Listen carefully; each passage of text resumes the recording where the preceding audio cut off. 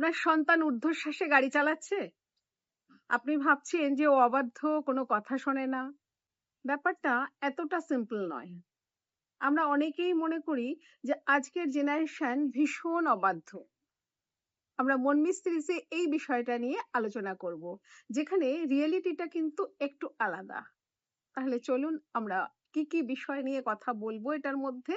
সেটা প্রথমেই বলবো যে তাদের কিরকম ফিজিওলজিক্যাল ডিমান্ড কি হয়, কিরকম হয়, সাইকোলজিক্যাল ডিমান্ড কি হয়, এবং এর থেকে আমরা বেরোতে পারি কি করে, সেই কারণগুলো আমরা আলোচনা করব। তাহলে প্রথমে বলছি যে ব্রেনটা পুরো ডেভেলপড হয় না এখনো। টিনেজ বয়স হচ্ছে ধরুন 13 থেকে 19 যদি আমরা ধরি, তার কিছুটা আগে কিছুটা পরে এরকম অনেকের ক্ষেত্রেই সেটা হয়। যে সময়টায় কি হয় যে এই ব্রেনটা পুরোপুরি ডেভেলপ না হওয়ার জন্য ওরা কিন্তু বুঝতে পারে যে বিষয়টা ডেঞ্জারাস, কিন্তু ঠিক কতটা ডেঞ্জারাস সেটা ঠিক ক্লিয়ার থাকে না। তার মানে এই রিস্কের যে অ্যাসেসমেন্ট দরকার সেটা খুব একটা করে উঠতে পারে না। তাহলে কি হচ্ছে, মনে হচ্ছে যে আমি পেরে যাব, এটা কোনো ব্যাপারই না। তাহলে এই রিস্ক অ্যাসেসমেন্ট এর জায়গা আর কনসিকোয়েন্স সম্পর্কে ভালোভাবে ভাবনাটা এটা থাকে না। এটা হয় শারীরবৃত্তীয় একটা চাহিদার জায়গা থেকেই কিন্তু তৈরি হয়। ব্রেনটা যে পুরোপুরি ডেভেলপ হয় না সেটা তো আমরা কেউ জানিই না, যে ব্রেন আরো 25 বছর পর্যন্ত ডেভেলপ হতে পারে। তো যার ফলে এই বিষয়টা হয়। দ্বিতীয়ত, ভিতরে একটা হরমোনাল চেঞ্জেস হয়। আপনারা সবাই জানেন যে পিউবার্টির সময় যে চেঞ্জেস গুলো হতে থাকে শরীরের ভিতরে, সেইগুলো এত ইন্টেন্স ইমোশন থাকে যেখানে না অনেক বেশি এক্সাইটমেন্ট এর দরকার হয়।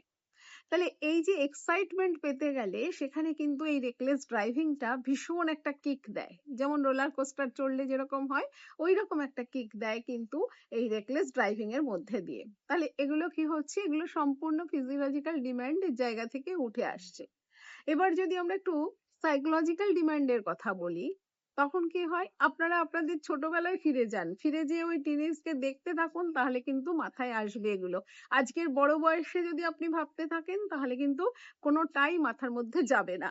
তাহলে আমরা বলবো যে একটু ওই সময়টার কথা ভাবুন, যে কিরকম একটা লাগে সেই সময়ে ছিল।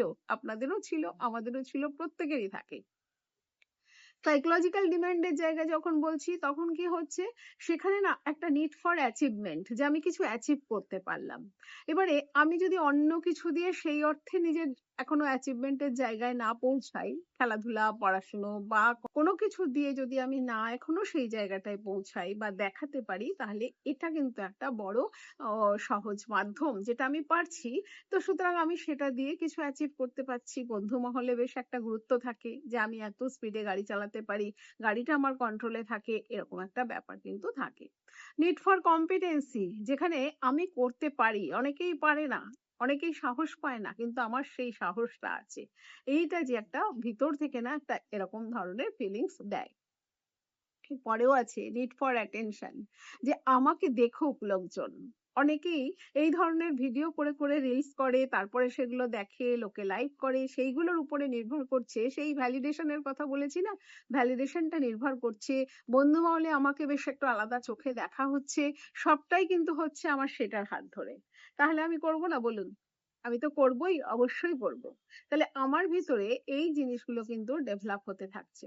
আচ্ছা, আরো আরেকটা কারণ আছে, শুধু যে ওদের কথা বলবো তা কিন্তু নয়।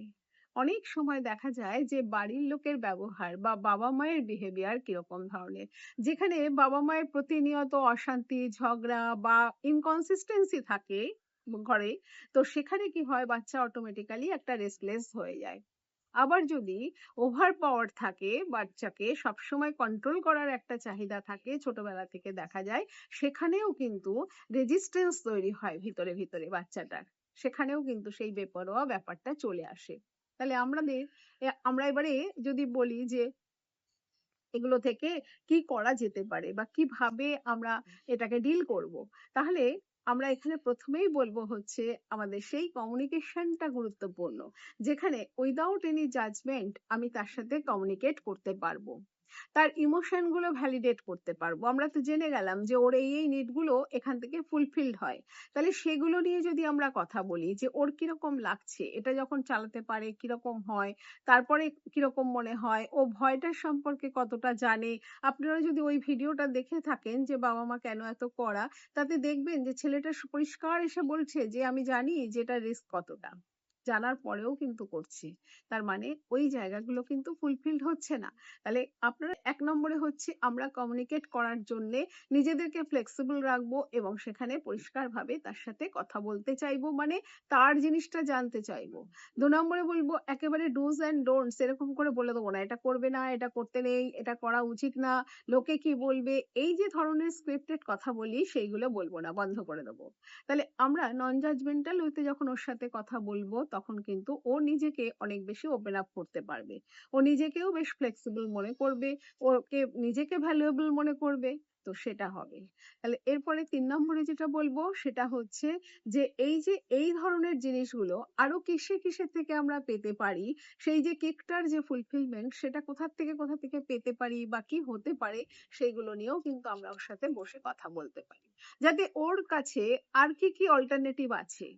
কারণ এটা যে এমন একটা পর্যায়ে যে যাচ্ছে যেখানে ওর নিজস্ব ক্ষতি হতে পারে, এট দ্য সেম টাইম অন্য কারোরও ক্ষতি হতে পারে, সারা লাইফের একটা রিস্ক হয়ে যায়। ভারতবর্ষের স্টাডিতে যদি দেখেন রোড অ্যাক্সিডেন্টে কিন্তু সবথেকে বেশি মানুষ মারা যায়। এটা ভয়ংকর একটা বিষয়। তাহলে আমরা যদি ঘরের থেকে এইভাবে সচেতন হতে থাকি, শুধুমাত্র ওরা অবাধ্য, এই জেনারেশন একেবারেই বাজে, কোনো কথা শোনে না, এসব যদি বলি তাহলে কিন্তু আমরা সত্যিকারের যে জায়গাটায় সেখানে পৌঁছাতে পারবো না।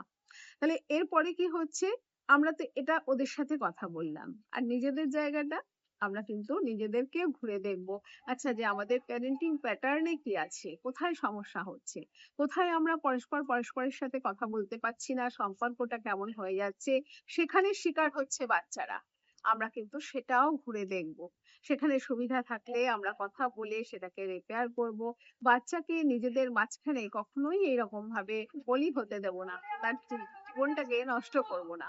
আমরা চেষ্টা করব সেই জায়গাটায় যদি নিজেরা অনেক বেশি কন্ট্রোল করার চেষ্টা করে থাকি বা ওভার পজেসিভ হয়ে থাকি, সেক্ষেত্রেও নিজেদের সেই কগনিটিভ ফ্লেক্সিবিলিটির ভিডিও দেখুন, চেঞ্জ করার চেষ্টা করুন। অটোমেটিক্যালি কিন্তু কি হবে, একটা সুন্দর সম্পর্ক তৈরি হবে। আর আমরা এই মিথগুলো ভেঙে বেরোবো যে এরা অবাধ্য, এরা কথা শোনে না, এগুলো কিন্তু সত্যিই মিথ।